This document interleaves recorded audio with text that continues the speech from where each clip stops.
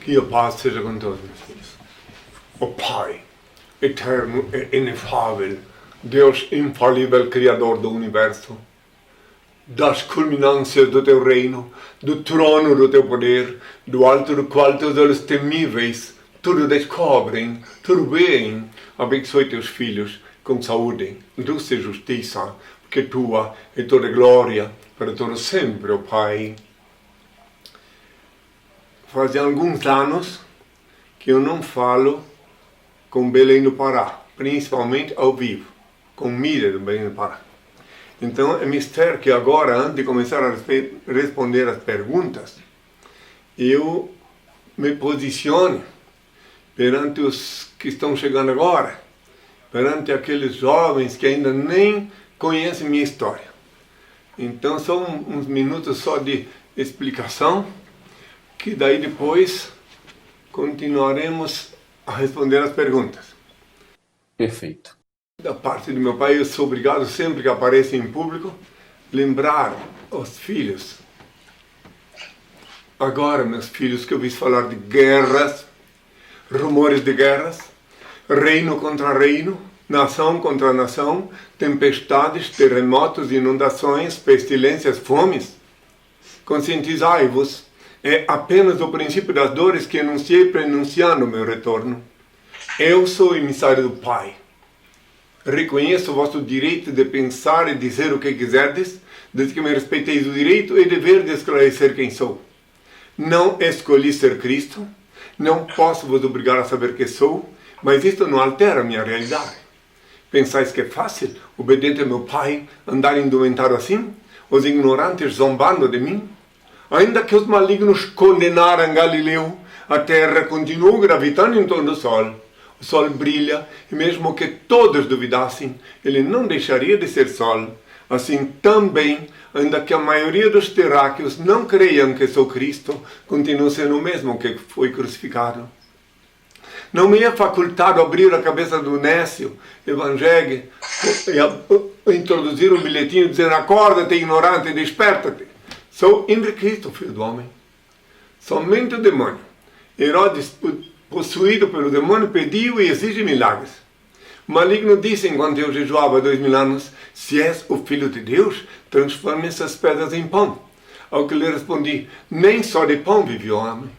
Em verdade vos digo, eu vivo só para servir o meu Senhor, meu Deus, e estou aqui unicamente para estabelecer na terra as leis dele, recordar na mente dos homens de coração puro a lei dele, que é eterna. E aqueles que compreendem a lei do Senhor, que invocam unicamente ele, como eu ensinei há 2000 anos, no quarto com a porta fechada, esses estarão blindados, protegidos. Lembrai-vos que eu disse: tu, quando orares, entra no teu quarto, fechada a porta, ora ao teu Pai Celeste, em segredo vê o que se passa e te abençoa. Que tenham todos a minha paz, que venham as perguntas. Muito gosto em falar com Belém do Pará, depois de tantas décadas. Tenham a minha paz. Que bom. Perfeito. Henri, para começar, é um prazer estar falando contigo. Tu és uma pessoa que povoa a vida de todo mundo, né? Muita gente já te viu, muita gente te conhece, muita gente tem interesse de saber de ti. E, na verdade, é uma coisa que me chamou muita atenção quando eu comecei a escrever sobre o ato libertário, quando eu publiquei o texto, foi a repercussão que o texto teve, né? E uma coisa estranha foi a quantidade de pessoas em Belém que não sabiam da existência do ato libertário, né? Muita gente não sabia. Então, é muito engraçado isso, o desconhecimento dos paraenses acerca do ato libertário. E quando você lê sobre o que aconteceu em 82 aqui em Belém, você vê que foi uma coisa grandiosa. Quer dizer, não foi uma coisa de um homem que invadiu uma igreja e teve um ato translocado, né? A igreja, pelas fotos que a gente vê, ela estava tomada de pessoas, né? O cortejo da PM que te tirou da igreja, a praça estava tomada de pessoas. Então é engraçado que as pessoas não tenham conhecimento disso em Belém. Muita gente nova não tenha conhecimento disso. E o que eu quis, o que é interessante da gente te chamar aqui, é para contar essa história, porque é uma coisa que parece que faz parte da história de Belém, que é uma cidade extremamente católica, religiosa, e você tem uma parte da história que parece que está esquecida, né? Quando eu puder, eu quero explicar por que está esquecida, o que aconteceu, por que a TV Guajará fechou, essas coisas todas. Certo. Você esteve em Belém primeiro em 81. Certo. Certo. Se você me conta, você relata pra gente como foi todo essa trajetória? Tá bem. Então eu cheguei no Brasil em 19 de março de 81, dia 22 daquele ano. Em Salvador completei 33 anos e a ordem do Senhor era que eu percorresse o Brasil todo, falando ao povo nas praças públicas, antes do ato libertário. E assim eu fiz. Depois de Salvador, na Bahia, falei ao povo lá na praça principal, falei em cada capital até chegar em Belém. Quando cheguei em Belém, de Salvador até Belém, eu caminhei facilmente e rapidamente. Daí, quando cheguei em Belém, a providência quis que terminassem os recursos que os franceses me deram para cumprir minha missão até ali. Coincidências, entre aspas, terminou os recursos. Então eu tive que ficar em Belém, né? A França foi o país onde você mais foi bem recebido, né? Lá eu vivi 7 meses, quando eu fui expulso da Inglaterra, e eles me deram recursos para ir adiante. Então, terminaram seus recursos quando cheguei em Belém. Daí, claro que às vezes tinham pessoas, como lá em Salvador, o Major Vilas Azevedo patrocinou minha ida até Alagoas, e assim. Mas quando chegou em Belém, terminaram os recursos. Eu fui retido em Belém, mas eu não sabia ainda por que terminaram e o que tinha a ver Belém, essa Belém de agora, do Pará, com a minha realidade contemporânea. Então eu fiquei lá. Então eu fiquei num hotel, um pequeno hotel, hospedado na rua chamada Padre Eutíquio, chamado Hotel Santa Alice. Naquele tempo era um hotel familiar. Lá eu fiquei alguns dias. E daí uma pessoa, eu vou tentar resumir, tá? Uma pessoa que era estagiária do jornal A Província do Pará, me viu lá e perguntou se eu podia dar uma entrevista. Porque como eu cheguei no Brasil como apátrida, eu não tinha documentos, que o consulado brasileiro me deu um documento que valia por 24 horas só, lá em Champs-Élysées, em Paris. Que quando fui da Inglaterra, expulso da Inglaterra, eu fiquei sem documento. Daí quando cheguei lá em Belém, no Pará, eu estava sem documento. Então a Polícia Federal veio lá, me buscou no hotel, e aí o hotel todo ficou sabendo, ficou todo aquele... Inclusive me levou lá, me questionou, eu disse que estava cumprindo minha missão, porque um hóspede denunciou que tinha um judeu lá, que não sei mais o que, e daí... que um judeu sem documento, que ele viu que eu não fiz ficha, né? Que eu não pude fazer ficha no hotel. Daí, mas tudo estava previsto lá. Em Lucas 17, versículo 25 a 35, está previsto toda a reprovação. Daí, então, eu voltei, a polícia me interrogou, e, por que o senhor está aqui? Eu estou aqui porque estou cumprindo minha missão, expliquei que eu tenho que percorrer o Brasil todo. Daí ele mandou eu embora. Eu digo, não, mas eu não posso voltar para o delegado. Eu quero que vocês me devolvem lá. O senhor não se importa ir no carro? Não, eu não posso, nem sei onde é que é o hotel. Aí voltou, me trouxe lá no hotel. Daí nisso, uma estagiária do jornal A Província do Pará, que hoje também é extinto, segundo eu fiquei sabendo, ela pegou e me inquiriu se eu podia dar uma entrevista para ela, porque aquele reboliço todo no hotel. Daí eu disse que sim, que podia. Daí ela veio lá, um instante ela ligou para a redação, já veio uma equipe do jornal A Província lá, me entrevistou. Daí eu expliquei minha missão, perguntaram para mim o que eu ia fazer em Belém. Eu digo, no momento eu vou falar ao povo. Eu perguntei para eles qual é a praça principal de Belém. Daí os jornalistas disseram que era a Praça do Relógio, que eu não sabia que era uma praça tão, assim, perto do Velho Peso, assim, meio... Não era um local adequado, tinha que ser a praça... depois eu descobri que a praça boa para falar era a Praça dos Leões, né? A Dom Pedro, né? Muito bem, daí, lá eu tive encontro com o povo. Meu primeiro encontro.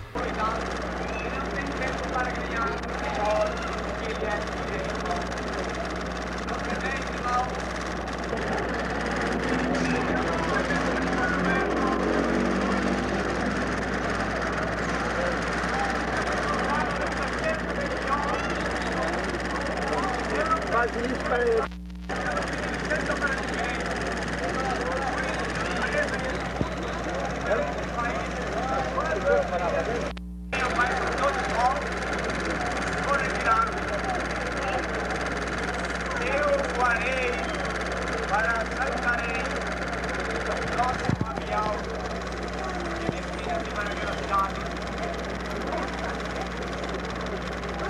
A cada hora, informais no aeroporto que retirarse ao embarque. Próximo avião preparado.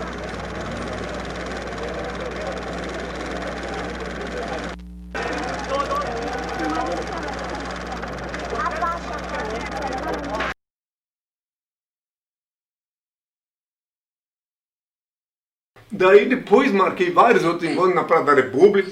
Eu fiquei lá até que eu tivesse pessoas de lá que compreendessem que eu tinha que ir para frente, me perguntavam. Daí fizeram comprar minha passagem até Manaus com escala em Santarém. Isso foi o primeiro encontro. Nesse primeiro encontro, eu fui. Eu esqueci de dizer que nesse primeiro encontro eu fui na TV Guajará. Depois do Jornal da Província, a TV Guajará veio lá e me convocou para um debate. Um jornalista chamado Eloy Santos, que eu sei que já viajou, já partiu, mas que naquele tempo ele me entrevistou várias vezes. Um debate, aí reuniram cientistas lá, ortopedista, psiquiatra, enfim, e trouxeram um paralítico, pensando que podiam me desmascarar. Daí quando o paralítico andou, né? Daí eu não podia mais nem sair na rua, eu tinha que andar dentro de um porta-mala, não podia mais ficar em Belém do Parque, todo mundo queria tocar, não é porque soubesse quem sou, sim queria tocar em mim. Daí eu fui para Santarém, que um casal comprou uma passagem para mim a Manaus com escala em Santarém. Daí, mas eu não pensei, não sabia que eu ia voltar a Belém, mas o senhor sabia, meu pai, só eu não sabia. Daí eu fui para Santarém, onde também tem até registro jornalístico aqui de Santarém também, que eu estive lá, e depois de lá fui para Manaus, que eu tinha que percorrer o Brasil todo. Daí em Manaus, eu fiquei uns dias também em Manaus, e lá um cidadão me disse, olha, a TV liberal, Fantástico, está anunciando que o que tivesse lá em Belém, não sei o que lá, e eu vi uns 10 minutos no Fantástico, falando de mim, do que aconteceu lá na Praça da República de Belém. Daí que eu tive vários encontros. Daí de Manaus para frente, fui de capital em capital.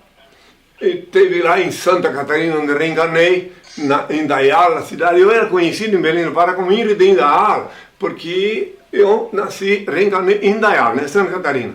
E daí, de Indaial, fui a Blumenau, foi ali no povo na Praça do Dr. Blumenau lá, multidão comigo, Florianópolis, dá para ver nos jornais da época, tem aí nos arquivos, e tem na internet, eu tinha que andar em cima dos carros lá em Florianópolis, de tanta gente que vinha na minha direção, não podia nem andar na rua, muito bem. Aí passou o tempo, fui de capital em capital, Belo Horizonte, falei mais de 2 horas na rádio Itatiaia de Belo Horizonte, também juntei uma multidão, e fui. São Paulo, Rio de Janeiro, falei várias vezes na televisão no Rio de Janeiro, até que chegou a vez de voltar, que eu tive que voltar a Macapá, porque eu percorri todas as capitais.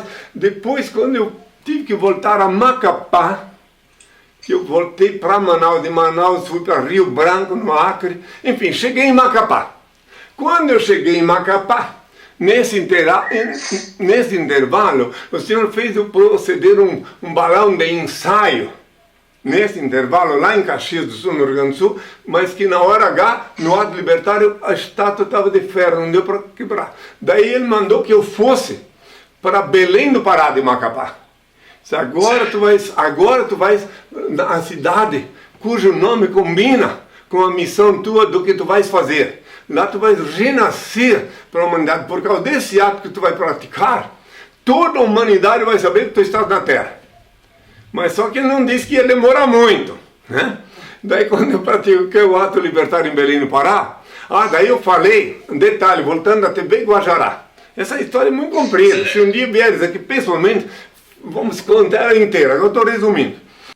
A história da Guajará é incrível, né? Porque conta-se que tu fizestes o rapaz andar, o rapaz largou a muleta, os médicos não conseguiram comprovar nada, né? Quer dizer, os médicos primeiro atestaram que o rapaz de fato tinha uma deficiência, o rapaz andou depois e voltou a usar a muleta em tese por conta de uma ameaça de um médico.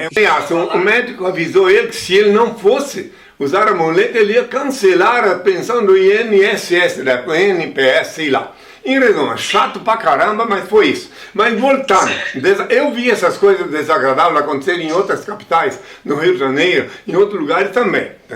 Sempre tem aquela, no Rio de Janeiro, quando o paralítico andou, e o médico, o psiquiatra dizia, qual loucura que fez o paralítico andar. Em plena televisão, ao vivo, no canal 11 do Rio de Janeiro. Mas voltando à TV Guajará, então, quando eu voltei a Belém, tinha um cidadão que era diretor da TV Guajará, o Regis, e tinha o Zé Paulo, que era o produtor.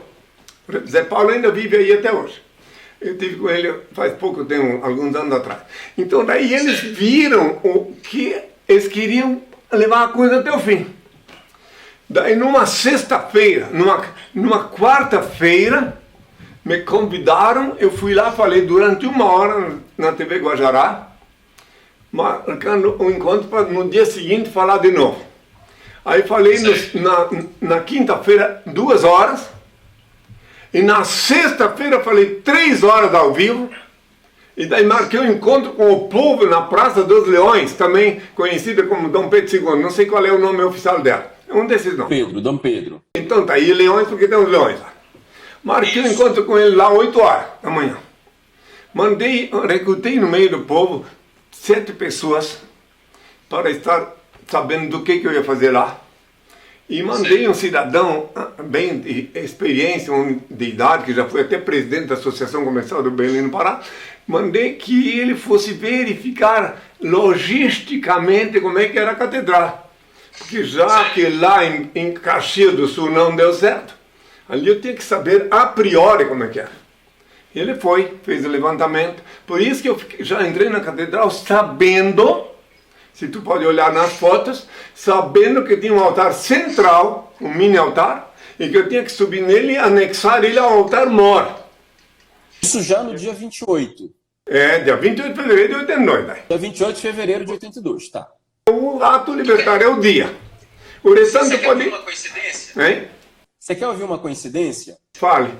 A estátua onde você subiu, na Praça Dom Pedro II, é a estátua do General Gurjão, que é o herói paraense da Guerra do Paraguai, e que vem a ser meu tetravô. Olha só que coincidência interessante. Pois é, inclusive ano passado, no bicentenário de falecimento, eu estive lá na estátua para depositar uma coroa de flores para ele. Pois é. Então, só te interrompendo para falar essa coincidência, continue, por favor. A última vez que eu estive em Belém no Pará, eu fui lá naquela praça e constatei que fizeram um cercado de aço para eu não poder mais chegar perto da estátua. Então, se eu quisesse praticar um ato desse agora, se eu quisesse falar ao povo lá, eu não posso mais entrar no cercado. Não gostaram da minha presença. Mas tem fotos da época, tu pode ver que eu estava bem justamente postado ali. Bom, mas para concluir, para entender por que o povo do Pará ficou como se tivesse um surto coletivo de amnésia, porque quando eu falei a última vez lá em Belém do Pará, na mídia, me reuni ao povo do Pará num hotel, parece que é Glória Plaza, fica na frente de um quartel da Polícia Militar lá, não lembro agora se é Glória Plaza. Eu, que também não posso lembrar do nome de todos os hotéis, porque eu estou viajando há 50 anos, né?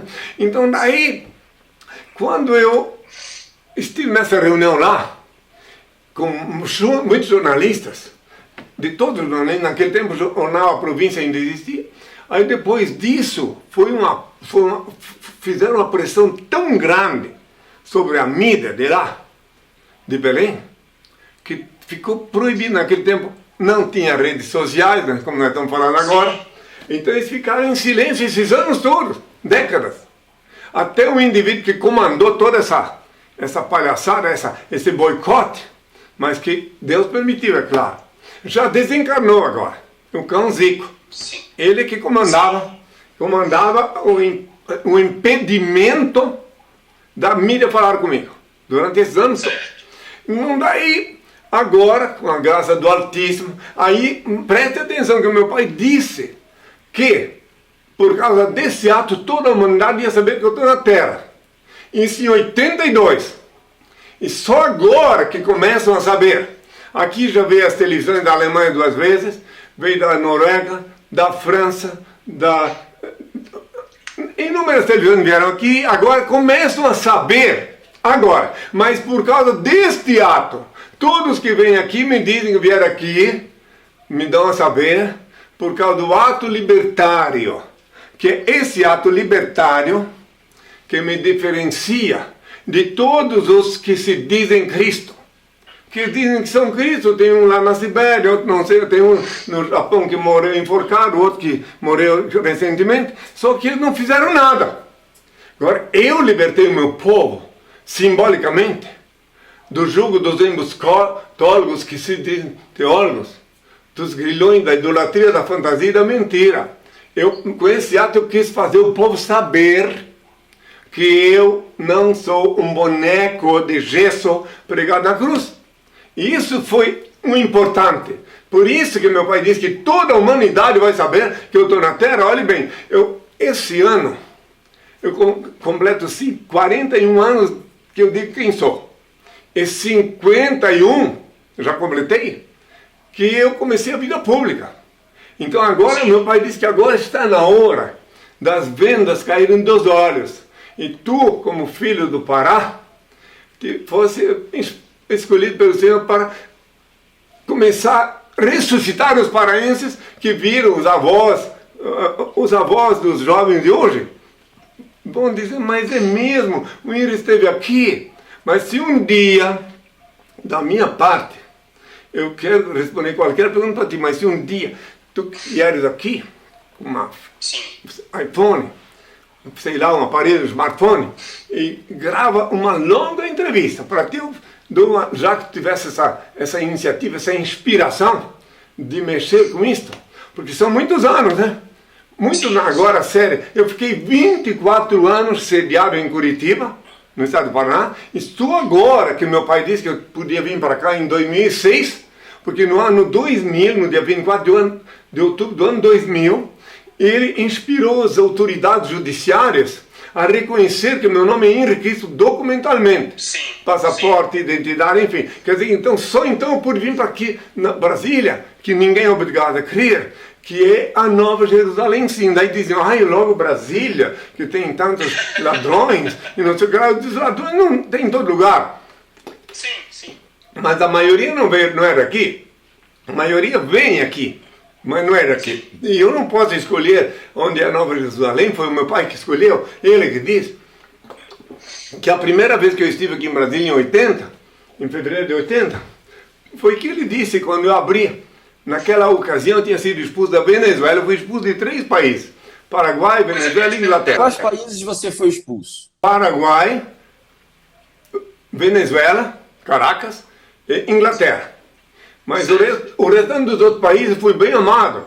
Em Portugal falei ao povo na Praça do Rossio, horas, dá para escutar uma música voar, de tanto que o povo me escutava e me amou. Tá? Então depende. Em Madrid, eu fui detido em Madrid, na frente do edifício da corte inglesa, que é o local mais central de Madrid. Daí o povo me levou lá. Quando cheguei, cada vez aumentou mais povo junto com a polícia. Quando cheguei lá, o chefe da Guarda Nacional me perguntou quem eu sou. Eu disse quem sou. E ele esticou o dedo e disse assim, em Espanha, Cristo pode falar onde quer. E me liberou. Olha só, não adiantou aquele ato pirotécnico de me deter. E assim fui de país em país. E agora eu estou aqui. Meu pai disse que eu tenho que ficar aqui. Só vou sair do país com um motivo bem forte, senão eu tenho que ficar aqui, receber a mídia aqui, que eles vêm geralmente atraídos pelo ato libertário, que está aqui, ó. Mostra para ele aí. Está tudo aqui na minha sala, onde eu dou audiências. Mostra lá tudo. Então, olha a Praça do Leões aqui. Essas fotos são incríveis, Então, né? tudo aqui, para os jornalistas que vêm aqui, eles vêm e divulgam. Essas fotos são incríveis porque elas permitem você ter a exata noção do que aconteceu naquele dia, né? Justamente. E meu pai diz... As fotos na igreja, as fotos da tentativa de agressão quando o pároco vem por trás de ti e tenta te tirar do altar. É incrível como essas fotos elas contam a história, né?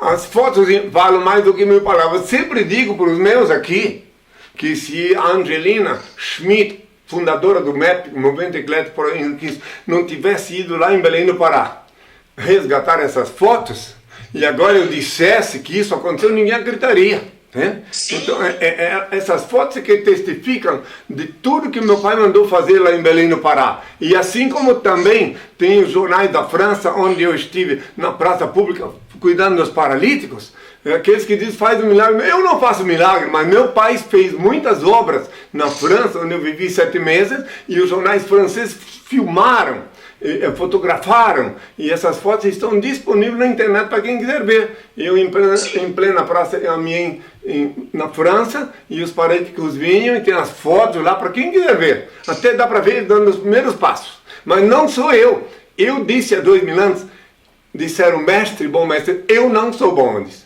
Meu pai é bom, ele é que faz as obras. Eu não faço. Quando eu peço ao pai uma bênção, eu peço para ele. Eu não abençoo ninguém. Eu peço ao Pai. Vou dar um exemplo agora para quem estiver me ouvindo, chegou agora. Ó Pai, eterno e inefável, Deus infalível, Criador do Universo, das culminâncias do teu reino, do trono do teu poder, do alto do qual teus olhos temíveis tudo descobrem, tudo veem. Abençoe teus filhos com saúde, luz e justiça, porque tua é toda glória para todo sempre, ó Pai. Ele é que abençoa, ele que tem poder para abençoar. Eu sou apenas o servo dele que me reenviou aqui. É importante, é fundamental salientar um terrível engodo dogmático que implantaram na cabeça do povo durante os 2000 anos, que disseram para o povo que eu fui de carne e osso para o céu. Isso é um engodo dogmático. Hoje a ciência respalda que eu estou falando a verdade, porque eu disse há 2000 anos, primeiro que eu disse assim na hora da crucifixão, Pai, me abandonastes. Aí eu disse, em tuas mãos entrego o meu espírito, eu disse, e não o meu corpo, porque eu sabia e sei que o corpo tem que voltar para a mãe terra, como está previsto em Gênesis capítulo 3, versículo 19, tu és pó, do pó tu foste tomado, ao pó tu tornarás.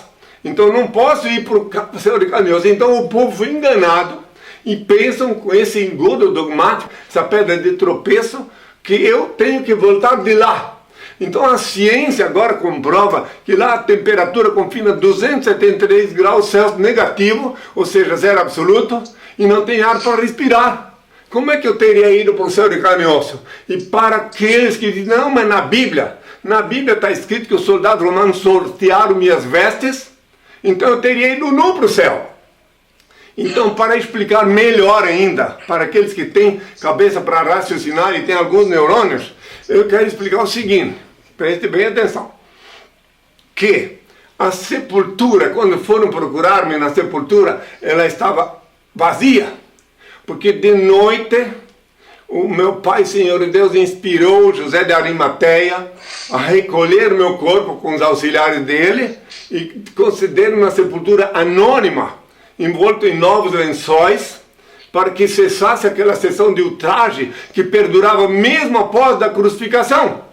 Então daí, o que sobrou lá na sepultura foi só esse lençol, que hoje é conhecido como sudário, que dizem, lançam sobre ele ainda dúvida, mas que a ciência já provou sobejamente, quem quiser pode ver na minha página, está tudo lá explicado sobre o sudário, que ele é legítimo. Mas eu não vou ficar falando que isso aqui é uma entrevista, eu quero que tu fique à vontade para perguntar, tá bom? Certo. Eu estou aqui, enquanto você fala, eu fico confirmando alguns dados aqui. Mas, vamos lá. Uma foto que me chama muita atenção, gente, para quem quiser saber, as fotos todas que eu estou falando, elas estão no site do Henri Cristo, tá? henricristo.org.br. No site você tem informações sobre o ato libertário de 1982. E essas fotos que a gente está falando, e são essas fotos que estão atrás do Henri, elas estão todas aqui. Uma foto, em especial, Henri, dois fatos me chamam muito a atenção. O fato da cadeira, que te foi jogada, a cadeira, e tu conseguiste segurar a cadeira, e é uma coisa assim que foi... que marcou muito a população, eu vi muito isso, os comentários na Tríade, o fato de tu teres segurado a cadeira da forma como tu seguraste. E a segunda foto que me chama a atenção, ou o segundo fato que me chama a atenção, é o respeito com o qual os policiais militares, eles agem contigo, né? Então a gente vai vendo aqui nas fotos, os policiais estão todos muito respeitosos, todos eles, alguns deles com os braços para trás, né? E engraçado que apesar deles estarem te conduzindo, em momento algum tu és conduzido, né?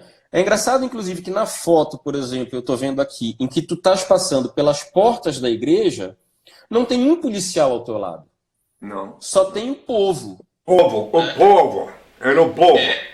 Queria explicar só uma coisinha para ti, já que senão é muita coisa, né? Sobre a cadeira. Quero lembrar, antes de explicar sobre a cadeira, quero lembrar os que me ouvem que todo sábado, às 11 da manhã em diante, eu fico ao vivo no henriquez.tv. Podem fazer qualquer pergunta lá, henriquez.tv, todo sábado, às 11 horas em diante da manhã. Mas agora falando sobre a cadeira. Sim, a cadeira. Isso aí é fantástico. Ela tem um simbolismo muito grande, essa cadeira. Porque quando jogaram a cadeira para me derrubar do altar, o padeco jogou, o meu pai disse, tome-a.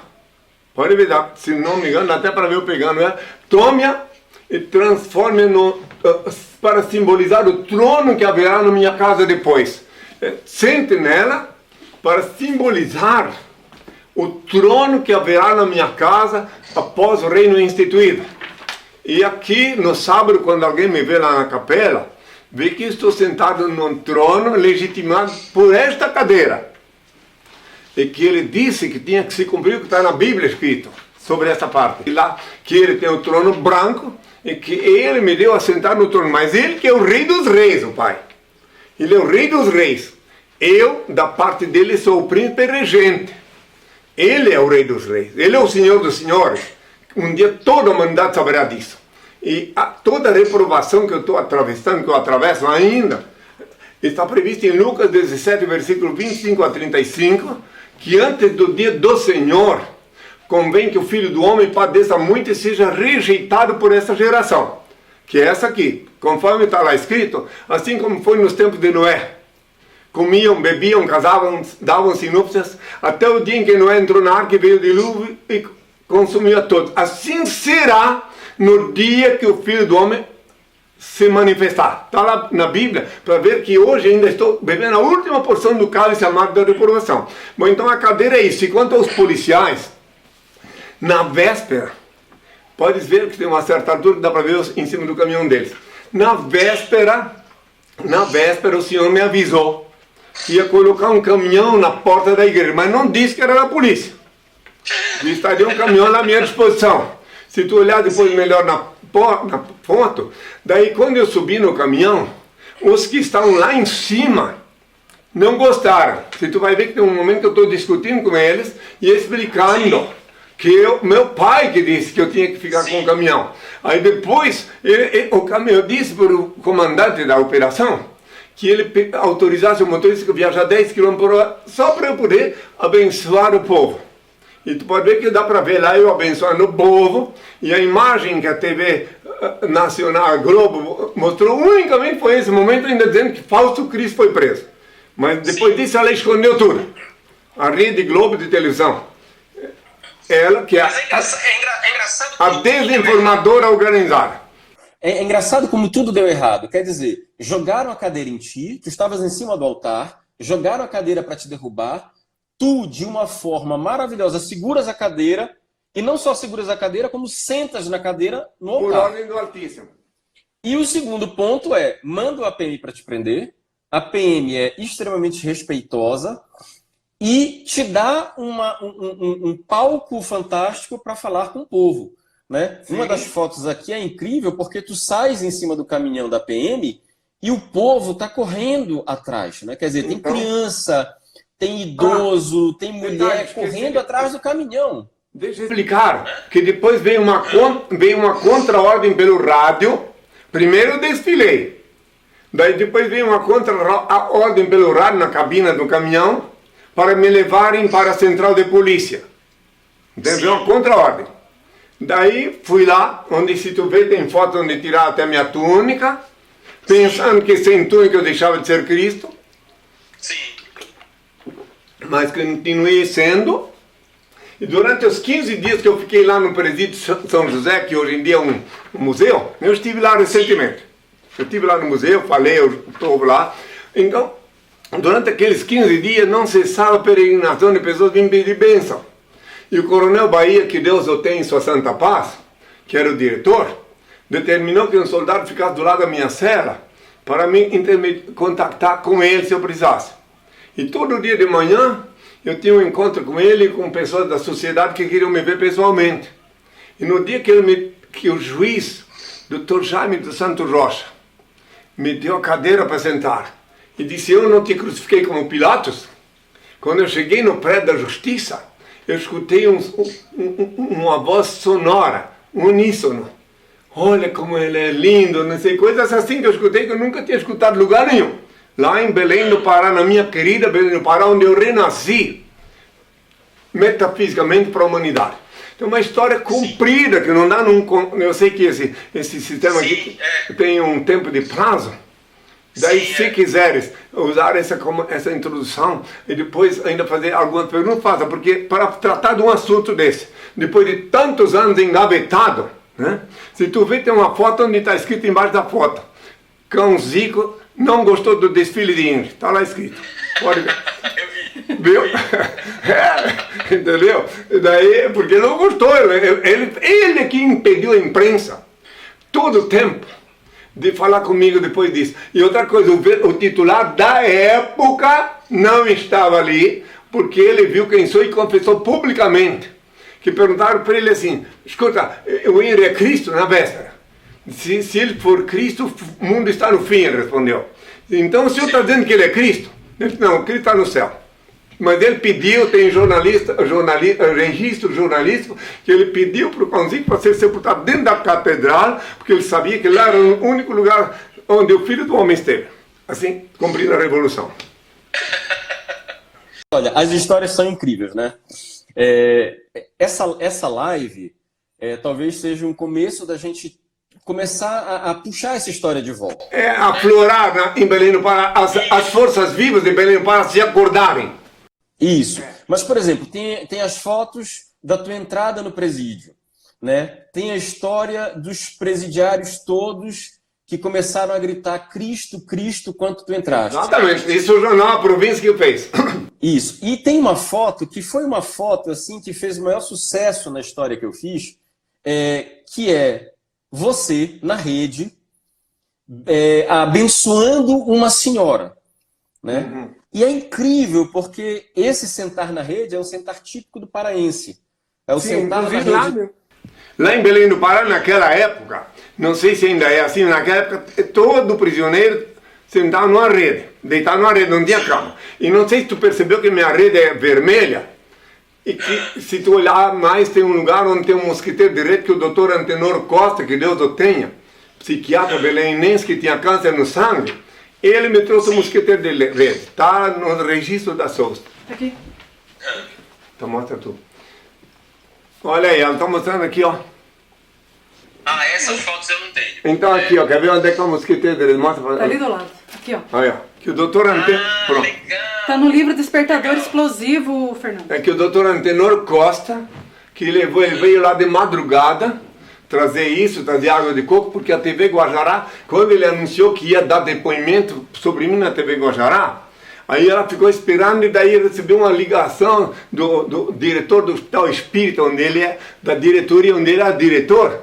Se ele desse depoimento sobre o câncer no sangue que ele tinha, eles iam demitir ele. Olha que como são queridos, né? Os espíritas, é uma maravilha, né?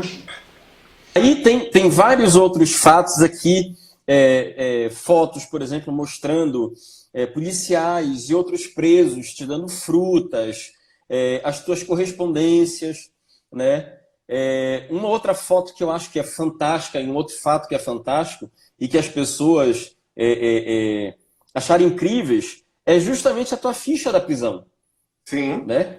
Porque as pessoas, apesar delas duvidarem de ti, elas endossam certos fatos, como nome do pai, sem filiação, nome da mãe, sem filiação, sem profissão, não possui pátria, né? E por aí vai. É porque eu estava aqui na condição de apátrida até então as autoridades não reconheceram meu documento. O primeiro Tribunal de Justiça do Brasil a reconhecer-me como Henri Cristo foi o do Pará. Só que ele não me deu o documento. Pode ver na ficha carcerária, eu saí da prisão como Henri Cristo. Tá vendo? Pode ver minha ficha carcerária. Agora só que não me documentaram. Aí depois, lá em Curitiba, depois de um processo de falsidade ideológica que se arrastou 10 anos na Justiça Federal, finalmente eles reconheceram meu nome, meu direito de usar o nome que eu paguei com meu sangue na cruz, Henri. Henri é meu nome, o nome que eu paguei com meu sangue na cruz. Jesus é um nome obsoleto. Usam até para botar em cachorro. Então meu pai tem até cachorro com o nome de Jesus. Cachorro, criminoso. Então meu pai disse que eu tinha que vir com um nome novo, que está escrito em Apocalipse 3, versículo 12, que eu viria com um nome novo, Henri. O nome que custou o preço do sangue na cruz. O Henri, além de tudo, ele demonstrou ser uma pessoa muito generosa comigo. Então, nós combinamos 2 horas de conversa. Porque assim, Henri, tá cheio de pergunta aqui. Aí eu vou responder. E tá assim, tem muito fato interessante ainda que a gente tem que conversar. Eu queria pedir ao Pai uma bênção para os que estão ouvindo-me, tá? Para que Deus os inspire a entender o significado de minhas palavras, tá ok? Vou pedir ao Pai uma bênção. Ó Pai, eterno e inefável, Deus infalível, Criador do Universo, das culminâncias do teu reino, do trono do teu poder, do alto do qual teus olhos temíveis tudo descobrem, tudo veem. Abençoe teus filhos com saúde, luz e justiça, porque tua é toda glória para todo sempre, ó Pai. Que a paz seja com todos os meus filhos. Agora que eu vou começar a responder as perguntas. Agora que a gente vai começar, tá bom? Fiquem à vontade, que venham as perguntas. Olha, voltei com várias crianças, os meus filhos, que quiseram visitar o aluno. O procedimento, a vida seguindo em Belém no Pará. A vida seguindo em Belém no Pará. Mande um beijo, Letícia. Você queria muito falar com ele? Eu queria falar para vocês uma coisa, já que tem até as crianças para ouvir. Tem um significado muito místico, um significado grande na bandeira do Brasil, que ainda pouco alguém sei a bandeira do... Não, a bandeira é do Brasil, os presentes vêm e vão. A bandeira do Brasil, então eu quero explicar um significado muito forte que tem na bandeira. Aqui tem a bandeira da SOST, ó, da SOST, e aqui está a do Brasil. Então eu queria explicar, dá para ver lá? Sim, dá pra ver. Então aqui do lado de lá, ó, a ordem e progresso, do lado de lá está Belém no Pará sozinha, ó. Tu entendeu isso? Belém do Pará está separada por motivos espirituais. Podem explicar o que quiserem geograficamente, mas por motivos espirituais ela se distingue na bandeira. Isso não dá para mudar, já foi feito. Sim. Pronto, as crianças já te viram, já deram um beijo, já ficaram felizes. Tem todos a minha paz. Pronto.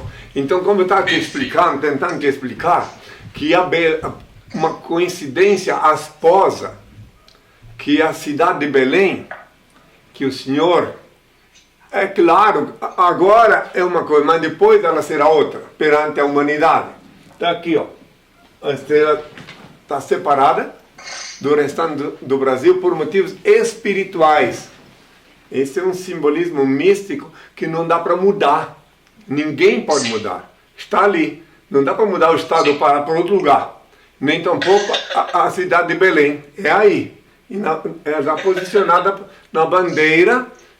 O motivo é espiritual. Ninguém é obrigado a crer. Mas agora vamos para as perguntas. Fique à vontade. Então, uma pergunta aqui, aproveitando a bandeira. Muita gente perguntando, Henri Cristo é bolsominion? Como é que é a tua visão do atual cenário político? Em Cristo é Cristo. Ninguém é obrigado a crer. Eu sou o mesmo de ontem, hoje e sempre, e amanhã. E eu continuo dando a César o que é de César e a Deus o que é de Deus. Eu estou aqui na Nova Jerusalém, Brasília, desde 2006. Né? A primeira vez que eu vim aqui foi em 80. Mas só pude transferir a sede do Reino de Deus para cá, formalizado pelas outras, em 2006. Então é bom que para aqueles que perguntem, que eu continuo sendo o mesmo de há 2000 anos. A minha consciência é universal. Todos os governantes que passam aqui por Brasília, que vêm e vão, desde os tempos do primeiro governante daqui, ninguém, quero deixar claro para todos que me ouvem, senta naquela cadeira incandescente, sem o consentimento do Altíssimo, porque Ele é o Senhor da vida e do destino. Ninguém consegue chegar. Agora, os motivos pelos quais chega naquela cadeira, só Ele sabe, entende? Eu não tenho relação pessoal com políticos, entende? Na luz de meu Pai, Senhor e Deus, que é em mim, eu continuo amando todas as criaturas que se movem sobre a terra, sem exceção. Obviamente coerente com a eterna e divina lei da igualdade, que consiste tão somente em distribuir-se desigualmente a desiguais na medida em que se desigualam. Lei esta que eu tentei expor há 2000 anos, quando eu propus a parábola dos talentos, quando eu já tentei explicar como é essa lei. Inclusive até os dedos da tua mão e de todos os que me ouvem, um nunca é igual ao outro. E a serventia de cada dedo é diferente. E o conjunto faz o todo. E duas mãos lavam o rosto, segundo diz o ditado popular. Então quer dizer que eu não posso. Me perguntam também qual é o meu time de futebol. Meu time é o Reino de Deus. Meu coração vibra pela consolidação do Reino de Deus na terra. Eu sou o único líder que nunca vai possuir bens materiais, nunca. Não tenho bens materiais. A Polícia Federal investigou minha vida e sabe que eu não tenho, nem vou ter. Os meus discípulos, que são os servidores de meu Pai, não demandam salário.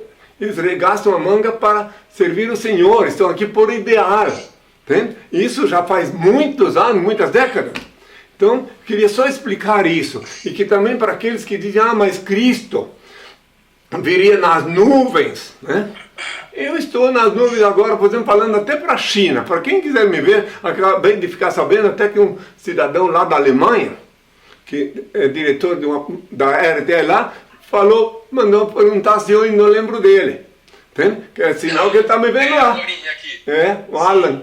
Ele está me vendo lá, entende? Me tratou muito bem quando eu estive lá. Então eu recebo mensagens de todos os continentes. Então eu estou indo sim sobre as nuvens, para aqueles que têm olho para ver e ouvido para ouvir. Agora a diferença é que agora ainda não pode se cumprir o que está escrito em Apocalipse, capítulo 1, versículo 7, que todo olho me verá, mas não agora.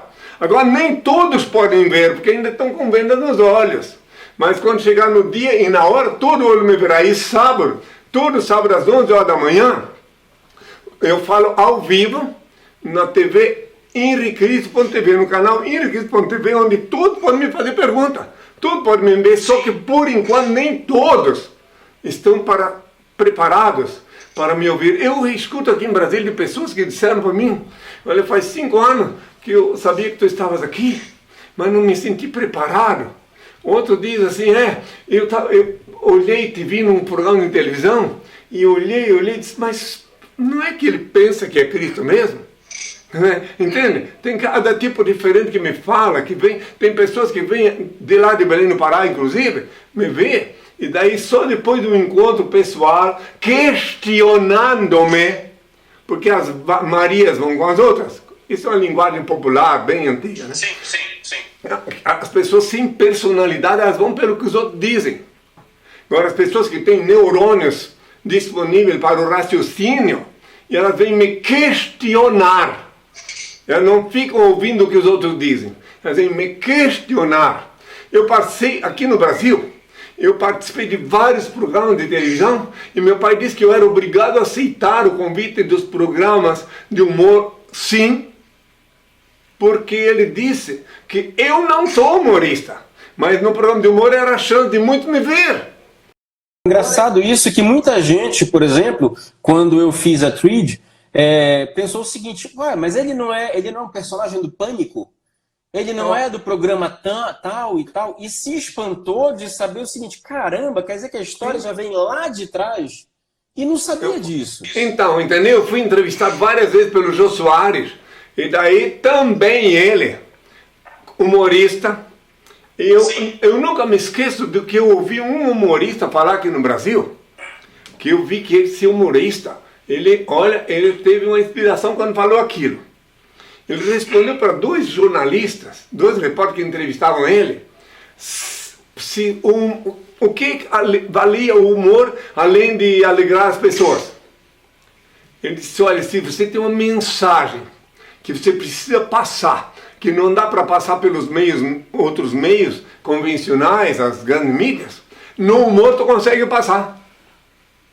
Entendeu? Então daí eu vi que ele enxergou, entende? Que ele enxergou que às vezes, porque Deus escreve direito mesmo por linhas tortas, porque os homens entortaram as linhas, eles entortam as linhas, e como ele é o Senhor, ele é avassalador, ele vai. Então ele me fez ver, muitas vezes eu estive em debates em Curitiba com impostores que se diziam pastores. Tem um lá que eu até disse para ele que ele ia deixar de ser impostor, pastor, e ia mudar de profissão, falei. Mudou, não mudou para trabalhar no pesado, mas virou, agora hoje ele é cartomante. Hoje ele se apresenta com um chapéu na cabeça, pode procurar na internet. Eu disse que ele não ia continuar, e hoje ele botou um turbante assim, aparece na televisão, e está cobrando para ver as cartas. Quer dizer, um pastor fanático que me afrontou várias vezes em Curitiba, e assim tem muitos outros que eu já encontrei, e tem uns que até já morreram, já desencarnaram.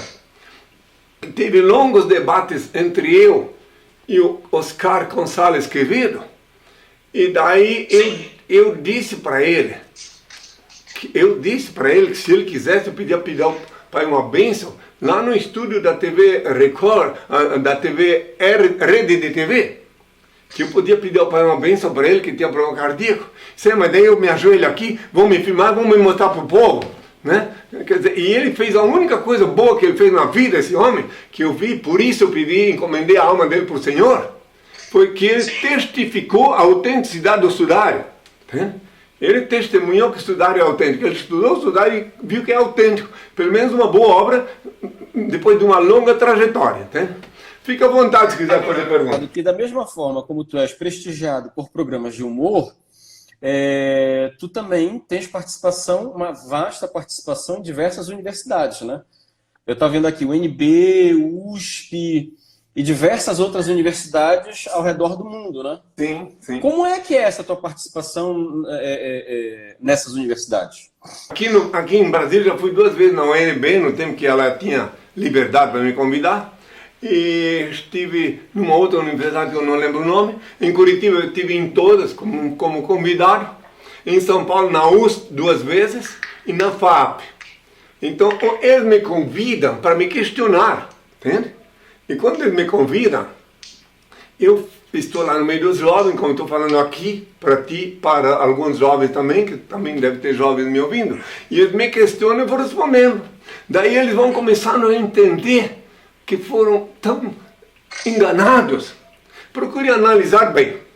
Eu sei que tu tens formação jurídica, então as ciências jurídicas, então tu tens uma noção, obviamente, dessas coisas. Então procure analisar bem se não é um crime. Não precisa nem responder, mas só analise. Que uma criança, desde pequena, ela é enganada. Na catequese do Embuste diz que Cristo foi para o céu de carne e osso. Preste bem atenção.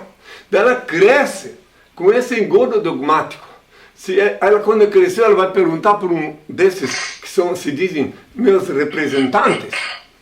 Mas como é que Cristo foi de carne e osso para o céu? Se lá em cima a temperatura confina 273 graus Celsius negativo, não tem ar para respirar, como é que ele foi para o céu de carne e osso? Daí o embustólogo que se diz teólogo diz, é o dogma da nossa fé. Pô, então quer dizer que o dogma, nesse caso, dogma é um cadeado de raciocínio. Aí ele diz assim, para Deus tudo é possível. Sim, para Deus tudo é possível, sim. Menos violar a lei que ele me criou, que ele mesmo criou, que ele disse ao primogênito que vos fala, tu és pó, do pó tu foste tomado e ao pó retornarás. Gênesis 3, versículo 19. Então como é que ele, o Criador Supremo, ia mudar a lei que ele mesmo criou? Outra coisa que também é uma vergonha para as pessoas que estudaram em faculdade, continuar acreditando que Deus tem mãe, um absurdo. Entende? Ele é o único ser incriado, único eterno, único ser digno de adoração e veneração, onipresente, onisciente, onipotente, único Senhor do universo. Então, como ele é onipresente, ele vivifica cada célula do vosso corpo e cada partícula do vosso sangue. Então, como ele está em ti, tu não pode fugir dele nem na hora de cometer um pecado. Ele vê. Então, por que tu precisa de um sem vergonha para te religar com ele, se ele está em ti? Isso é um absurdo. Como é que tu enxergas, por exemplo, agora, durante essa pandemia, pastores vendendo a cura em feijões? Eu já vi. É porque no Brasil, eu vou falar uma coisa, posso ferir suscetibilidade, mas vou falar. Sim, fale. O artigo 171 do Código Penal Brasileiro é bem nítido. De 1 a 3 anos de prisão para os que praticam o crime de estelionato, que consiste em induzir a outrem a engano, a erro para oferir lucros.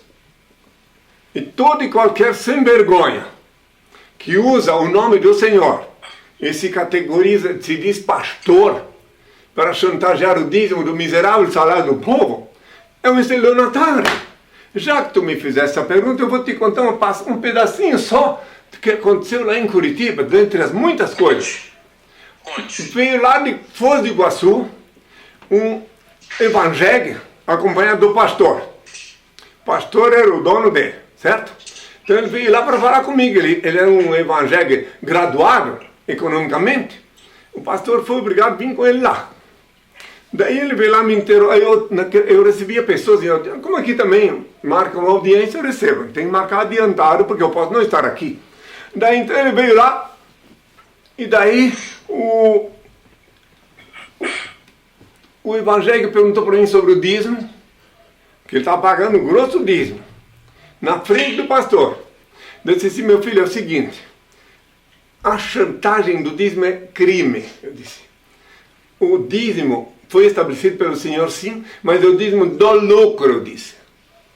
Então 10% do lucro, se tu tens, vou dar um exemplo matemático, aritmético, nem matemático, tu tens 100 vacas, e todos os meses tu der uma vaca para o pastor, em um ano tu não tem mais vaca, que em 3 anos, então tu não vai dar a vaca para o pastor.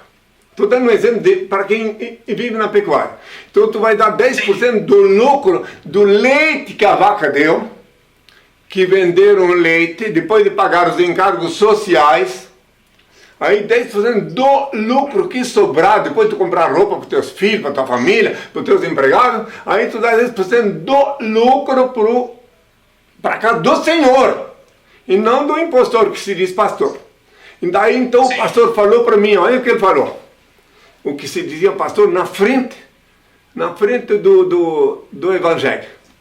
Ah, mas está escrito na Bíblia que digno é o obreiro do seu salário.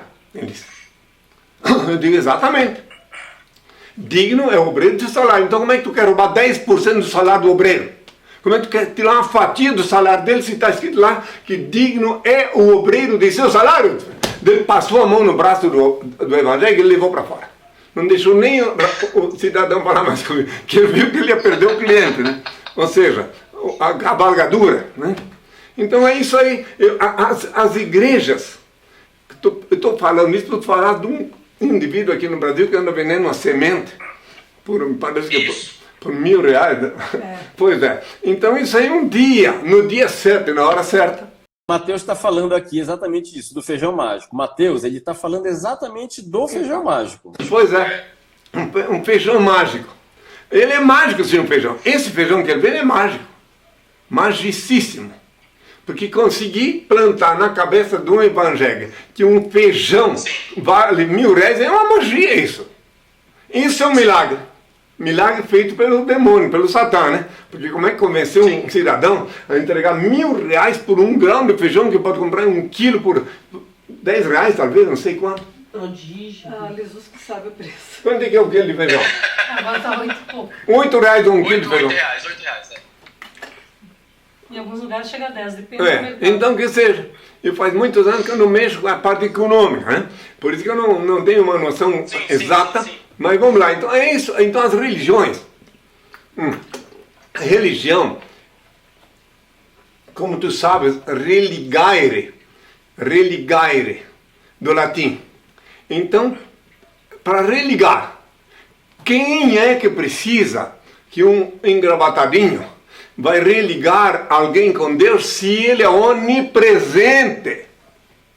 Aqui tu está falando comigo agora, e tu e muitas pessoas estão me ouvindo, e aqueles estão me ouvindo até com ódio de mim, com raiva, mesmo assim estão vivos, porque o Senhor está dando vida para o sangue e para as células deles. Então, como Deus é onipresente, tem alguns que estão pecando sim com raiva até, eu sei que tem, mas como Ele é onipresente, tu não precisa de ninguém para te religar com Ele. Eu não sou religioso. Eu sou filósofo da liberdade consciencial. A minha missão agora e de outra hora. Você tem uma ideia por que me odiaram tanto há 2000 anos? O motivo principal do ódio? O principal motivo do ódio que me levou à cruz foi que eu disse para o povo que não precisava ir pedir autorização para ninguém para falar com Deus. Eu disse, tu quando orares, entra no teu quarto, fechada a porta, ora teu Pai Celeste, em segredo ele vê o que se passa e te abençoa. Mateus 6, versículo 6. Daí que gerou o ódio, porque ninguém mais ia levar vaca, boi, para amarrar na porta da sinagoga, para pedir perdão pelos pecados. Entendeu isso? Ninguém. Então daí, por isso, que foi aumentando, é como se eu tivesse cortado a teta na qual eles mamavam. E assim está até hoje a mesma coisa. Eles estão assim, como é que eu te diria, com raiva.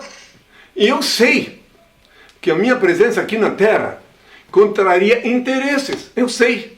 Eu tenho uma grande pena. Eu olho para as pessoas que estão encabrestadas, enganadas. Eu digo, o que posso fazer? Eu já falei. O que eu pude fazer? Eu falei para o Brasil várias vezes. Várias vezes. Até na Record, uma vez, falei 36 minutos ao vivo. Tinha um monte de pastores com ódio de mim lá, naquele tempo que o Ratinho era livre. Ele me convidou e fui lá e falei ao vivo, durante 36 minutos, na Record. Tem uma coisa engraçada sobre isso que tu estás falando, que tu dizes que os pastores ou de determinados religiosos têm raiva de ti, né? Tem uma charge que circula na internet dizendo, se Jesus voltasse hoje, Jesus seria preso. Né? Porque Jesus estaria do lado da puta, do preto, do pobre, né? E eu estava dando uma pesquisada aqui nos teus posicionamentos e eu achei assim incrível. Porque, por exemplo, tu foste questionado pelo Ratinho acerca da homossexualidade. O IRE é contra o homossexualismo? Eu, como filho de Deus, sou a favor da lei de Deus. Ninguém é obrigado a crer, mas eu sou filho de Deus. Eu vou interpretar a lei nesse instante. Quem quiser entender, entenda. O que é pecado? Pecado é tudo aquilo que tu fizer de mal para ti ou para outrem. Isso é pecado. Fumar é pecado, odiar é pecado, invejar é pecado, enganar é pecado, trapacear é pecado. Agora, se tu fizer alguma coisa que não faz mal para ti, nem para os outros, não é pecado. Agora, se tu te sentir bem, não é o teu caso, Ratinho, mas se tu, algum que me ouve, telespectador, se sentir bem, deitar na cama com outro homem, faça bom proveito. Eu não posso ficar contra, entendeu? Esse é um problema de cada um. E tu foste bem claro. Cara, havendo amor e havendo respeito, não há erro, né? Eu também pesquisei teu posicionamento sobre o aborto, por exemplo. Só um minuto, eu queria fazer só uma ressalva. Faça. Que eu disse para o Ratinho, naquela vez na Record, me perguntaram o que eu achava do homossexualismo. E eu disse assim, pecado, se era pecado. Pecado é tudo que tu fizeres que faz mal a ti ou a outrem. Perfeito. Tudo que tu fizer que não faz mal a ti nem aos outros, não é pecado. E daí ainda acrescentei, se compras deitar na cama com um homem, faça bom proveito. Então se não faz mal para ti, que cada cabeça é uma sentença. Eu estou aqui como regente de almas, eu não estou aqui, inclusive recentemente eu já elaborei, botei no gravador uma explicação completa sobre isso. Porque um cidadão me perguntou se eu abençoaria um casal de homens. Aí eu expliquei, uma liberácia circular, que aliás é interessante tu veja os detalhes. Sim. Porque eu não sou contra ninguém, tem seguidores homossexuais que me amam, que sabem quem sou, entende? Então eu estou aqui por todos. Mas só que eu não posso atropelar a etimologia. Eu não posso fazer nenhum ferimento na etimologia. Porque daí se eu disser, se vou dar uma bênção por um casamento, note bem uma coisa, eles podem viver, os homens, em qualquer lugar como querem. Da minha parte, não problema. Inclusive, agora eu disse que acasalamento, porque casar, aí eu expliquei nessa circular bem completo, a origem da palavra casamento, etc. Mandei fazer uma pesquisa e está tudo lá. Então daí eu disse assim, casamento, eu não posso fazer casamento de masculino, porque o casamento, etimologicamente falando, compreende-se macho e fêmea para fins procriativos. Se alguém for estudar a fundo, é isso. Como eu mandei estudar, porque eu falei, daí mandei pesquisar. Então agora se vem dois homens perto de mim, dois homens, duas mulheres, já vieram muitos. Pede uma bênção, não. Agora eu não posso dar uma bênção nupcial para um casal, entre aspas, um casal masculino, porque na bênção meu pai mandou dizer assim, preste bem atenção como é que ele mandou dizer para os nubentes. Em nome de meu Pai, Senhor e Deus, eu vos abençoo, para que unidos no amor, em harmonioso complemento recíproco, permaneçais juntos para sempre, e que a paz reine entre vós e vossos descendentes. No caso, seria um atropelo etimológico, que os casamentos entre homem com homem não vai ter descendentes, entendeu isso? Certo. Entendeu? Nem no caso da adoção, por exemplo. Não, mas daí não é descendente, aí é que está, a bênção. Então vem aqui na minha presença, eles vêm, já vieram vários, em Curitiba aqui, eu dou a bênção para eles. Peço ao Pai, eu não tenho poder de abençoar, eu peço ao Pai que os abençoe. Então é isso, eu fui consultor metafísico, neurometafísico, durante 10 anos antes de vestir a túnica. Eu lidei com todo tipo de pessoa, conheci todos os problemas sociais que tu podes imaginar. E daí, hoje em dia, eu já tenho uma noção da realidade, entende? A realidade existe. Eu conheci homossexual que desde criança até na escola ficava com as meninas. Eu conheci, entende? Conheci homossexual, conheci, tu és muito jovem, mas eu vou te falar uma coisa. Lá no sul do país, em São João Batista, nos anos 60, tinha um cidadão chamado, uma mulher chamada Maura, e ela depois virou Mauro, saiu na mídia na época para todo mundo ver. Descobriram que ela tinha embutido na genitália dela um órgão masculino. Olha só. E daí saiu no Brasil todo, então. Essas coisas não se pode, ninguém pode julgar, né? Então quer dizer que isso aconteceu lá em São João Batista, no interior de Santa Catarina, em 1960 por aí. Quem quiser pode até pesquisar. Então quer dizer que tem os mistérios da mãe natureza, tem o mistério biológico e tem também os mistérios neurológicos. Então, a outra coisa que eu quero dizer a ti, quem quiser me ouvir, aos olhos de meu pai, é abominável que um homem e uma mulher, ou dois homens ou duas mulheres juntos, venham praticar atos libidinosos em público. Porque isso tem motivos terríveis para isso ser pecado. Agora, os animais podem, entende? O animal pode. Porque eles não sabem que isso aí é uma coisa fora da ortodoxia. Público, né? Hã? Em público. Mas exatamente, na sua é privacidade tu não vês É isso problema. que eu estou falando. Quer ver, tem mulheres que já foram assassinadas porque andaram amassando o marido em público. Sabe? E outras que foram estupradas. Ela amassa o marido em público, os dois se amassam, passa um indivíduo que tem uma debilidade mental aflorada, traduzido em linguagem terrenal, estuprador, etc. Ele vai descobrir onde é que ela mora, ele quer que ela faça com ele o que ele viu ela fazer com o marido em público, e depois, se ela não fizer, ele mata. Eu já vi vários casos assim pela mídia, só que acontece na mídia, mas não dizem porquê, entende? Sim. Então eu aconselho as mulheres que me ouvem, e os homens, que não andem normalmente na rua, normalmente nos dias atuais, entende?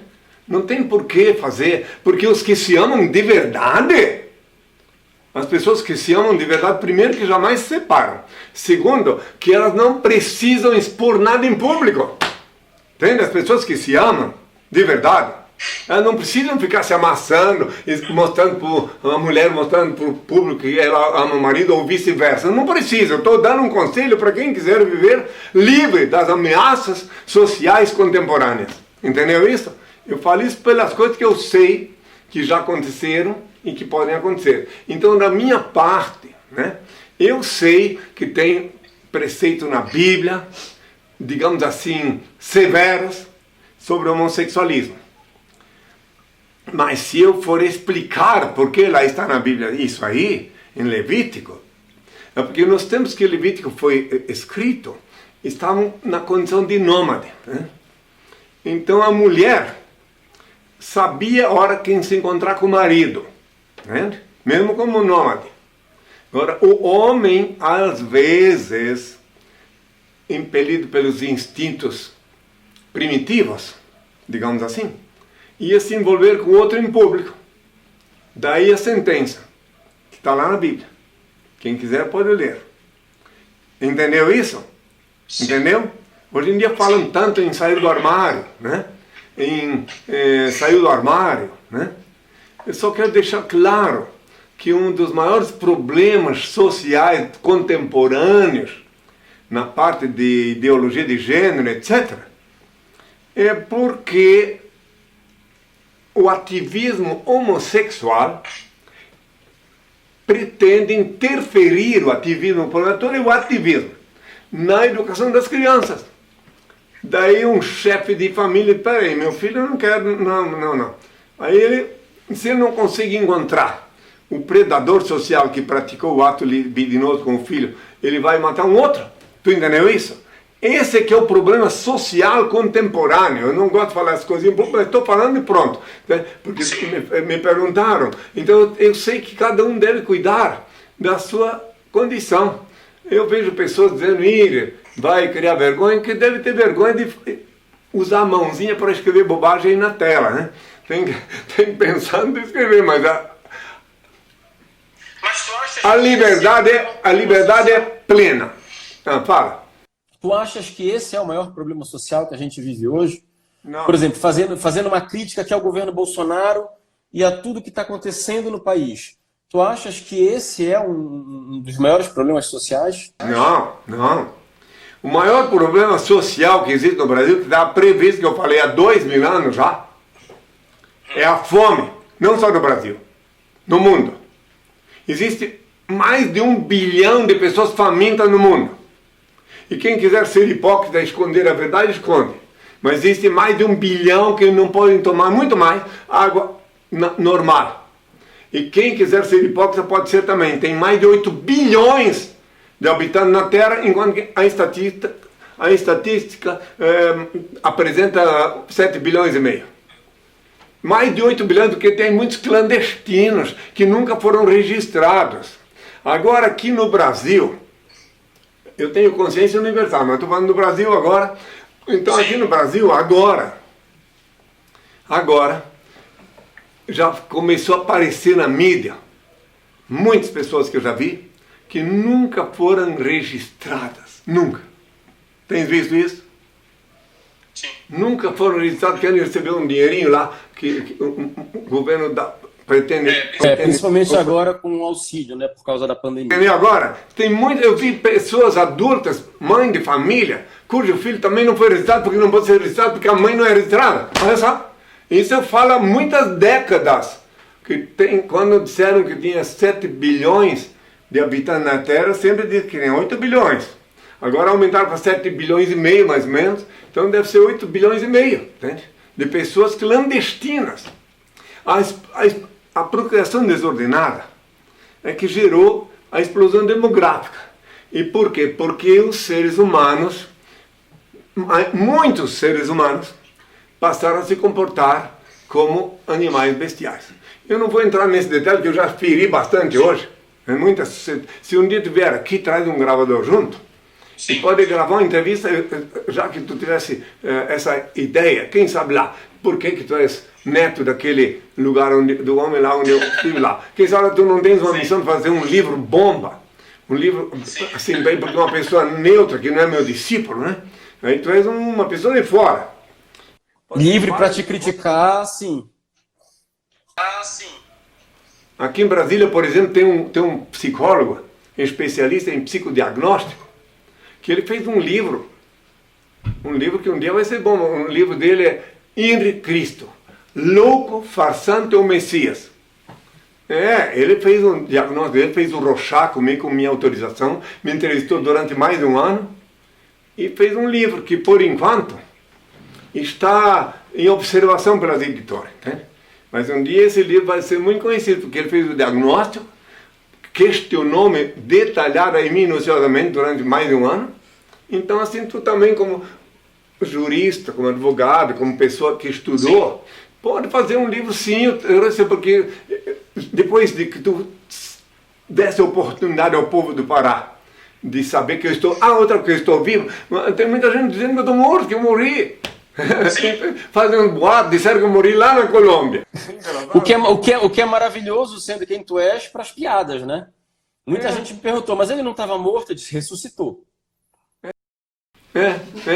Pois é. Então as piadas existem de todos os lados. Quer ver, falando em piada, vou te falar uma piada para quem quiser me ouvir também,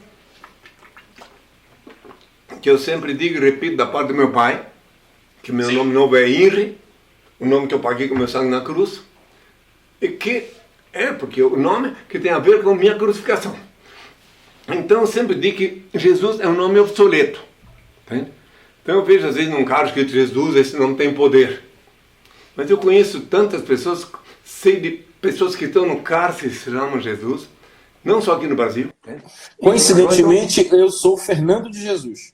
Olha aí, então talvez tu não vai gostar da piada que me contaram.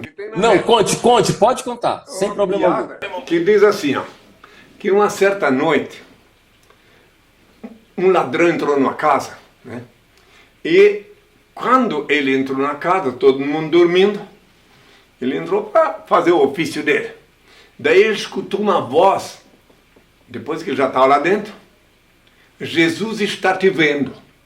Levou um susto, parou, reteve-se um pouco, depois olhou para um lado, olhou para o outro, no escuro, nada mais, seguiu adiante.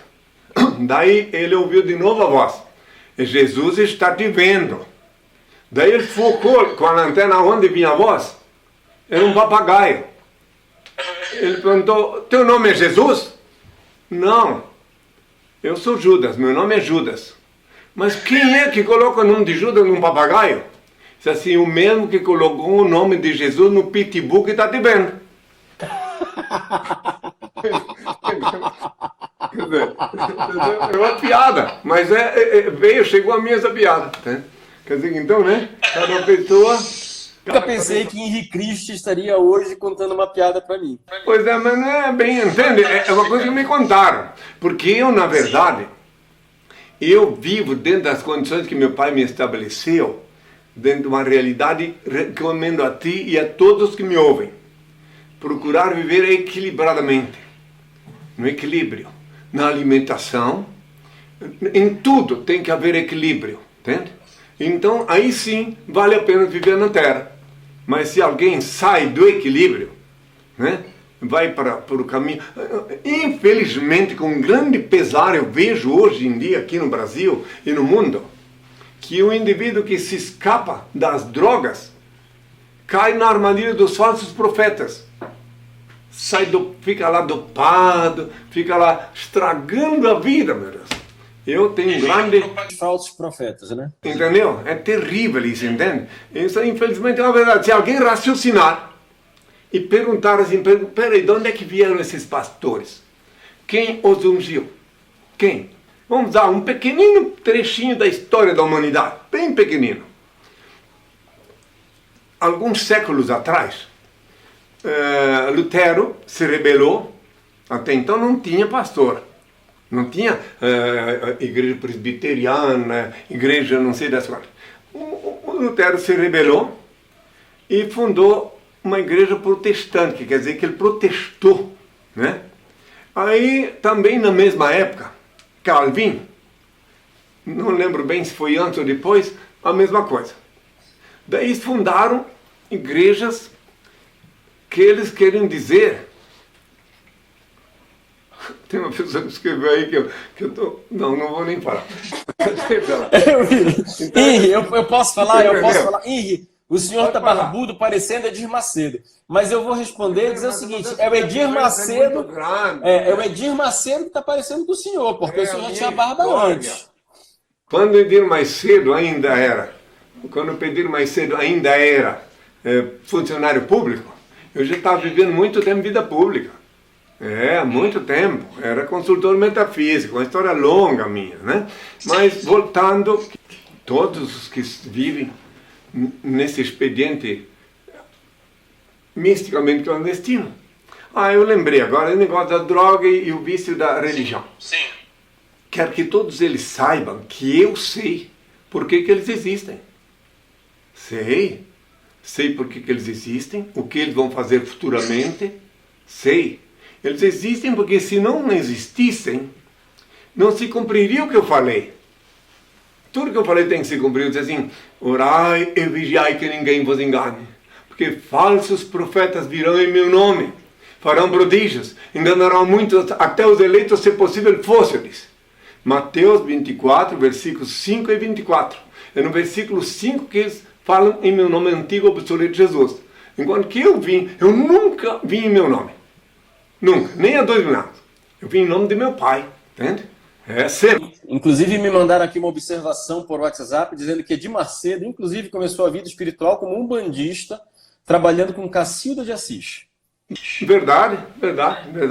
Como mandista, é verdade. É muito fácil você realmente começar a buscar os caminhos mais... Era ele e o cunhado dele, o rato roedor suado, que faziam, né? Esse negócio, deixa para lá de lado, vou continuar explicando, né? Porque que eu quero que eles saibam, todos eles, e todos os que me odeiam, que eu sei por que eles são assim. Eu sei uma que eu já expliquei do Mateus 24, versículos 5 e 24. Outra que eu explico agora, que se eles não existissem, então eu seria falso. Porque se eles não existissem, quem ia me reprovar?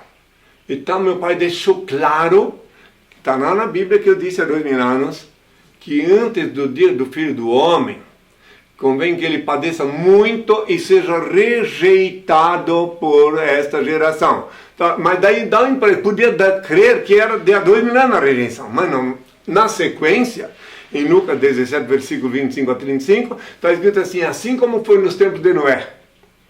Comiam, bebiam, casavam, davam-se núpcias, até o dia em que Noé entrou na arca e veio o dilúvio e consumiu a todos. Assim será o dia que o Filho do Homem se manifestar. Pronto, está aí a explicação geral.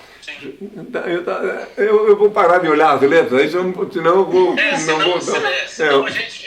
Sábado às 11 horas da manhã, para aqueles que estão escrevendo agora, sábado às 11 horas da manhã, mandem agora as perguntas, daí me mandam as perguntas, eu respondo.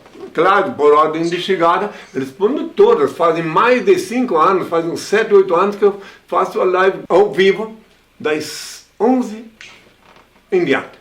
Às vezes passa até o meio-dia. Então fiquem à vontade. E é terrível, porque parece que quanto mais a gente conversa e mais a gente elucida as coisas, mais falta coisa para a gente conversar. Por isso que tu tens... E não, e outro dia, se tu quiseres, para deixar de refletir um pouco, quando terminar nosso encontro de hoje, que eu vou pedir daí o Pai uma bênção, e daí um outro, ainda posso passar uma mensagem antes de despedir-me, e daí, outro dia, tu comunica-se com a assessoria aqui, e eu volto a responder, tu coleta as perguntas, Perfeito. eu numa boa, eu quero que todos os paraenses me escutem, eu os amo todos, eu amo Belém do Pará, eu nunca estive no Belém do Pará como um turista. Eu dormi nas casas em Belém do Pará. No Cajá 366, em Belém do Pará. Em outras ruas e outras casas que eu não lembro agora no momento, não mais lá porque eu fiquei mais tempo. Casas simples, né?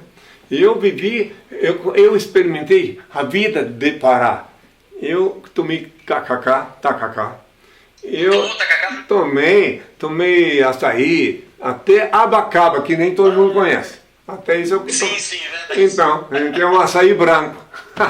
Então eu conheci, o que mais aprecio do tacacá foi o jambu, né? Sim. Que tem aquela florzinha, delícia, uma maravilha. que deixa a boca da gente dormente quando come. Para ter coisa que eu conheço o Belém do Pará de dentro. Estive em Mosqueiro. Hã? Tu bebes? Se eu bebo, além da água, bebo o que eu bebia 2 anos, vinho. Vinho. Não bebes cachaça, então, né? Não, cachaça sério, só para remédio. Se uma pessoa está gripada, né? Quiser a maneira mais econômica de sustentar a situação, para passar logo a situação, é uma colher de cachaça, um pequeno gole, com limão, Mel. mel, né? E quando a coisa é muito grave, ainda pode uma aspirina. Sim. Tirar Senão eu ia mandar para ti uma cachaça de jambu. de jambu? Não, pode mandar, Ela é deliciosa porque essa sensação que você teve com o tacacá, você vai ter bebendo a cachaça de jambu. Manda, eu tomo porque para mim tem certas coisas que é uma colherinha e pronto, né? Eu jejuei muitos anos, muitos meses. Eu jejuei mais de 50 dias aqui nessa encarnação. Mas como há 2 mil anos também não jejuei 40 dias direto. Não. Há quem pense, mas não. Eu jejuei primeiro 3 dias, depois 7 dias, depois 9 dias no México já, porque o jejum em Santiago do Chile comecei, né?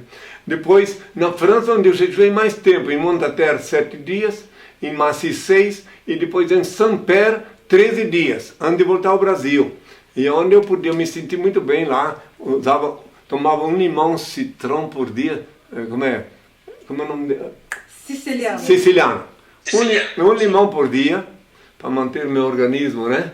Enfim, e ensino muitas pessoas que vêm me procurar, que querem ter saúde, eu ensino certos métodos pessoais, naturais, com coisas do quintal, né? Então é isso. Então, para tu saber que eu conheço Belém do Pará por dentro. Assim como o Rio de Janeiro também. Sim. No Rio de Janeiro, Perguntas rapidinhas, porque o nosso tempo está acabando. Como é que tu estás te cuidando com a pandemia? Bem, a pandemia é o seguinte, essa é uma pestilência que eu mesmo falei a Dona que ela vinha. Vou resumir, quer ver? Que eu falei no início, mas não ressaltei. Quando ouvi falar de guerras, rumor de guerras, reino contra reino, nação contra nação, tempestade, terremoto, inundações, pestilências, é apenas o princípio das dores, então vereis o sinal do Filho do Homem, que é esse sinal que quem ligar a televisão agora pode ver. Então daí eu sei a realidade dela, eu entendo ela e ninguém me engana, né? Ela não vem acaso, não vem por acaso, tá? Não é acaso, não é acaso, não é casualidade, entende? Não existe casualidade, entende? Não existe. Então, o que eu aconselho para os que me ouvem, é se cuidar, comer coisas fortes, incluindo pimenta do cheiro aí de Belém também. Olha, pois é, gengibre, né? E se preparar. E só sair na rua se tem que ir trabalhar, então vai bem armado. Muito antes dessa pandemia, de começar aqui no Brasil, me filmaram com uma máscara, fiz questão de estar no programa, aconselhando. Pode olhar lá, está lá na net. Então daí para se prevenir. Então achei uma coisa muito esquisita quando a coisa começou a chegar no Brasil. Eu vi, se alguém bobear, eu vou pesquisar e mostrar a TV Globo, as televisões, dizendo que só quem deve usar máscara eram os profissionais da saúde. Eu fiquei abismado de que é isso. Só depois que a coisa pegou fogo mesmo, aí disseram que agora todo mundo tem que usar máscara. Mas no início eu dizia para o meu discípulo, olha só, são os profissionais da saúde que vão ter máscara, então o restante pode morrer. Eu, se duvidar, eu faço uma pesquisa. Se alguém duvidar, eu faço uma pesquisa e mostro a televisão mostrando isso. Né? Quer dizer, eu acho absurdo. Quer dizer que são os profissionais da saúde, são humanos, estão à mercê de uma pestilência. Entende? Eu olho com bons olhos que agora todos estão se prevenindo. Entende? E agora que é a solução para não pegar a pestilência? É tu, antes de sair de casa, te tranca no teu quarto, inclina-te diante do Senhor, ora o novo Pai Nosso, e Ele vai te proteger. Como? Se tu tinha que ir numa casa onde tinha alguém pesteado, tu ia pegar, Ele vai te induzir a ir para outro lugar. E Ele vai te lembrar sempre, o Senhor, de usar a máscara na hora certa e no lugar certo. Quer dizer, quem quiser se proteger, essa é a proteção. Primeiro, pedir ao Pai proteção. E segundo, a principal proteção contra essa pestilência é não ter medo dela, não ter medo, mas não pode ir lá pegar. Mas não pode anoitecer e amanhecer o dia pensando, eu vou morrer com essa doença. Não deixar se abater pela situação. E ela te atrai. Aí tu pode morrer do coração sem essa pestilência. Pode morrer de um monte de outras coisas, de estresse, de tudo. Morrer de medo também, entende?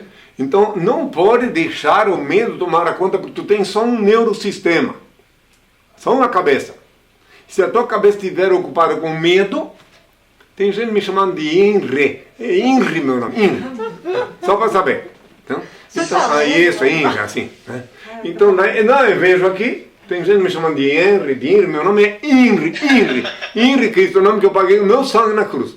Mas voltando, né? Não é bom frisar assim. Então daí confia no Senhor, ora para o Senhor antes de sair de casa. Depois tudo fica maravilha, entende? O importante é tu ter a conexão com Ele, que Ele vai te inspirar. Às vezes tu vai num lugar de carro e quando tu ia naquela casa visitar aquela pessoa, tu sente uma necessidade de mudar de rumo. Que lá naquela casa ia ter uma pessoa que ia te passar essa pestilência. Né? Porque essa pólvora invisível, isso é pólvora invisível. Ela vem da mesma origem onde veio a pólvora. Então a diferença é que essa pólvora aí, ela não faz barulho, ela chega silenciosamente. Então só o Criador, só Deus pode te proteger. Não tem semente de feijão, não tem aleluia, sangue de Jesus tem poder, nada disso. O Senhor, tu tem que voltar teus olhos para o Senhor, para o teu Criador, Ele te protegerá. E quando pegar, eu te posso garantir que se tu pega uma gripe ou te sentir falta de ar e coisa assim, se tu já pensar nisso, tu vai direto para o cemitério. Então tu tem que pensar no teu Criador, tem que pensar nele. Acima de tudo, pensar nele. Quanto mais frágil, porventura, tu tem, quanto mais tu tem que concentrar nele. Só Ele pode te proteger, só Ele. Tanto é que para Ele que eu vou pedir agora uma bênção, na hora de me despedir. Se quiser fazer mais uma pergunta, eu respondo, mas eu não quero cortar a bênção. Esses dias. Só quero te agradecer, pela tua generosidade, certo? Porque, de fato, acreditando ou não acreditando em ti, achando que és um engodo ou não, certo? Tu és uma personalidade e tu estás aqui comigo conversando com uma generosidade ímpar, certo? Te pedi uma hora, me deste duas. Não, tá? eu amo os filhos da terra, e especialmente Belém do Pará, Eu amo não só os brasileiros, como todos os seres que se movem sobre a terra. Então eu quero concluir isso uma vez mais. Antes de pedir a bênção, eu vou dizer uma vez mais. E a gente volta a falar de novas perguntas surgem. Quero dizer que, de novo, reiterar que na luz de meu Pai, Senhor e Deus que é em mim, eu continuo amando todas as criaturas que se movem sobre a terra, sem exceção. Obviamente coerente com a eterna e divina lei da igualdade, que consiste tão somente em distribuir-se desigualmente a desiguais na medida em que se desigualam. Lei esta que eu já expus há 2 anos quando proferi a palavra do talento. Agora eu vou pedir ao Pai a bênção. Tá? Por favor. Fiquem atentos à bênção do final do programa. Ó Pai, eterno e inefável, Deus infalível, Criador do Universo, das culminâncias do Teu reino, do trono do Teu poder, do alto do qual Teus olhos temíveis tudo descobrem, tudo veem. Abençoe Teus filhos com saúde, luz e justiça, porque Tua é toda glória para todo sempre, ó Pai. Que a paz seja com todos meus filhos. Até sábado, às 11 horas da manhã, ao vivo, em Henriquez.tv. Até sempre. Tchau, tchau. Obrigado.